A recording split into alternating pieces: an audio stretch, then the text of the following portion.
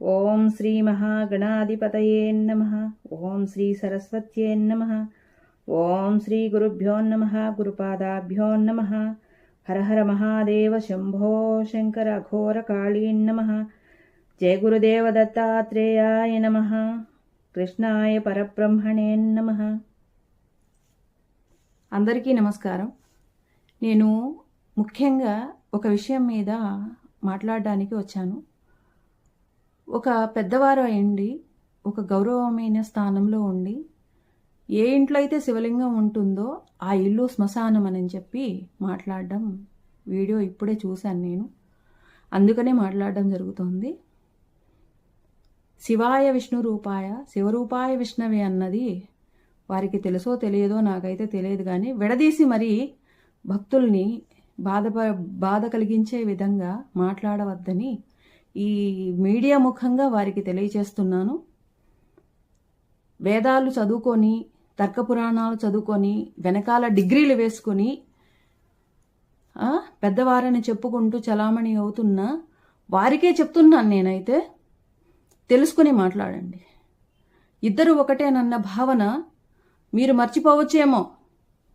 ఇద్దరు ఒకటేనని మన హిందూ సనాతన ధర్మం చెప్తోంది, వేదాలు చెప్తున్నాయి. వేదాలు ఏం నేర్పించాయి మీకు?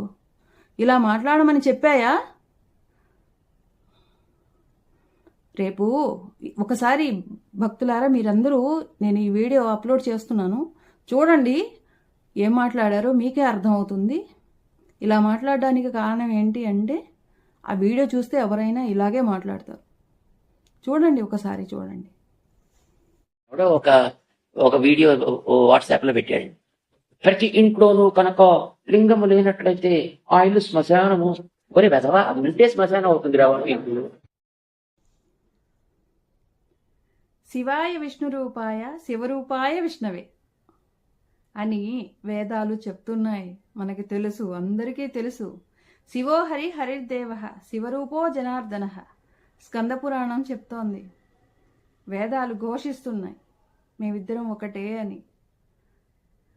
హరిరేకో జగన్నాథ శివరూపో జనార్దన లింగపురాణం చెప్తోంది.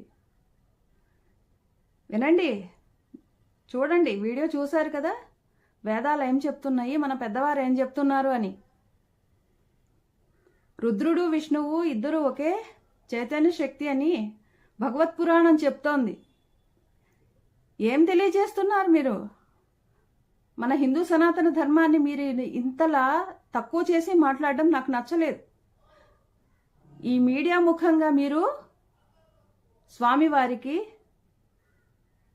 చెప్పాల్సిందే, సమాధానం ఇవ్వాల్సిందే.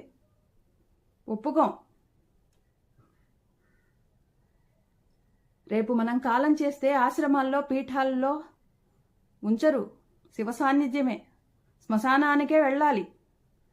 తర్కపురాణాలు చదువుకొని, వెనక డిగ్రీలు వేసుకొని, వేదాలు చదువుకున్నాం, తర్కపురాణాలు చదువుకున్నాం అని చెప్పేసి డిగ్రీలు వేసుకోవటం కాదు, తెలుసుకుని మాట్లాడాలి. పీఠాధిపతుల ఇండి ఇలా మాట్లాడడం నాకే చాలా సిగ్గుగా ఉంది.